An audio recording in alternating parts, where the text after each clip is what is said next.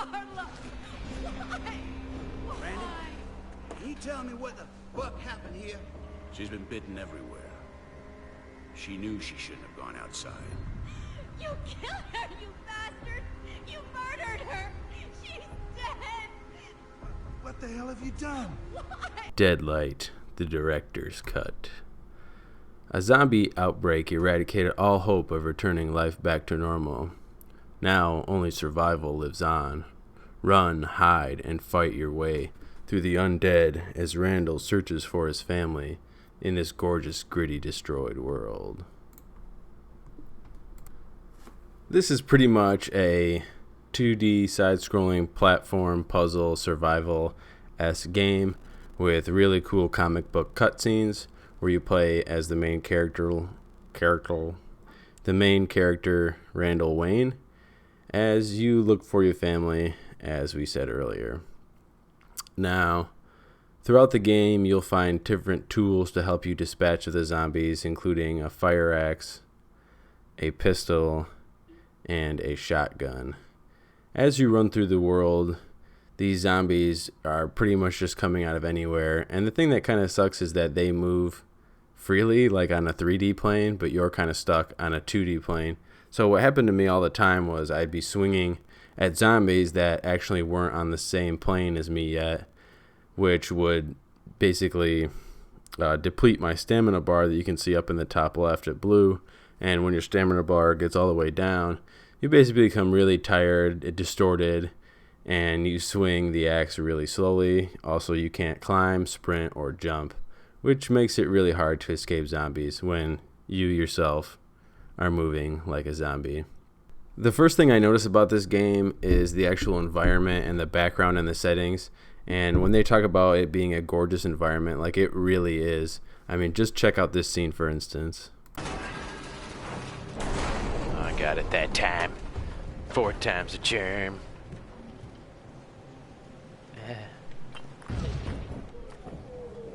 Ben and the others made it out.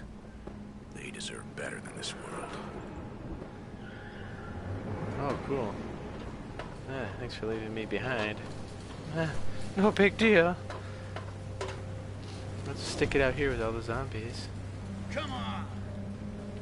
The other thing that I thought they did very well was that the combat and the stamina bar.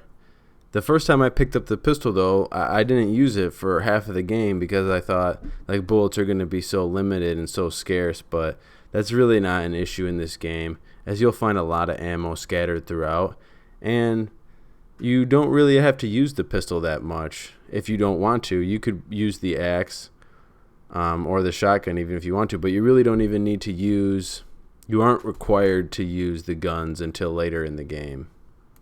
Something that I did have a hard time with and that I felt was very discouraging at times was the platforming aspect. I mean, there was some times where you're running through a broken building and it's all about timing, and I was just constantly falling in a pit or constantly getting crushed time and time again. And there's even a part in the middle of the game where you're basically navigating a maze full of traps to help another character find his son so that he'll help you find your family, which took up a good portion of the game, and I wish they kind of had left it a little more open, or at least that sequence like a lot shorter, because I felt like that was discouraging, and to go back to play through the game again, that's like a part that I wouldn't want to do. But even later in the game, there were parts, platforming puzzles, where it was just like die. Come on, Randy. Come on, man. Come on. Let's fucking chat. Come the fuck on. Come on. You can't even... He's not even fast enough to, like, jump over that stuff. So yeah, there's a big emphasis on the platforming and timing, and really a lot of it comes down to perfect timing, and that's really discouraging at some points. I mean, I almost actually quit playing in the middle of a stream because at the area where I just showed you, because it was just like time and time again I was jumping in the pit, or I would accidentally jump over the wall and then jump back, and that would just take up too much time, and then I would die, you know. So I think there's a big emphasis there, but the point that this game really drives home, and the lifeblood of this game, is the story. Throughout the game, you find all sorts of different diary pages scattered throughout, which was really weird, because it's like you're traversing the city and all of a sudden Randall finds a diary page like in a locker in a warehouse that he's probably never been in before, which I thought was strange, but whatever. Along with the diary pages, there's a lot of secrets in the game, just like newspaper clippings, you know, IDs, other things about the world that you're living in, and how, you know, those things that were going on at the time tie in with the characters in the game. Like, if you really read a lot of the diary and a lot of the clippings, it really talks about a lot more characters than just Randall and his wife and his daughter. It talks a little bit about the rat and some of the characters you encounter throughout the game. I mean, even the cutscenes are pretty much, you know, direct evidence of what the world is and what the story is, and, you know, how it's going to evolve over the gameplay, which I really liked. Like, I really liked the comic book cutscenes. You know, I know they're probably a bit easier to make than regular cinematics, but, you know, it's nice to have that, and it's nice to have the voice acting, and it's nice to have something more than just the side scroller. It creates depth to the game. There's even a sweet mini game. So what do I really think of the game?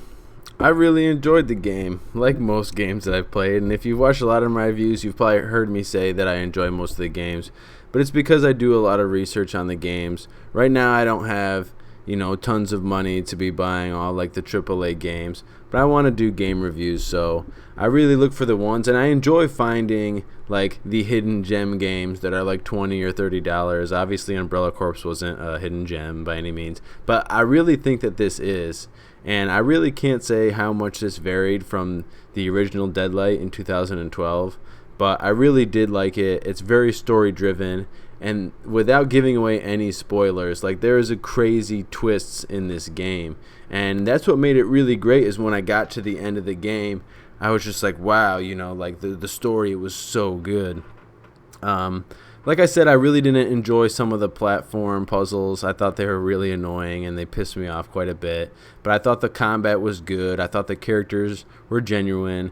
Obviously, they're easy to forget, but the game is only like 3.5 hours long. Now, if you go back through it again and you really want to get into the story and into the world, you know, read through the diary, you know, find all the secrets. It's really easy to do. There's only 3 acts. You know, 3-hour game. If you really want to, it could easily be done.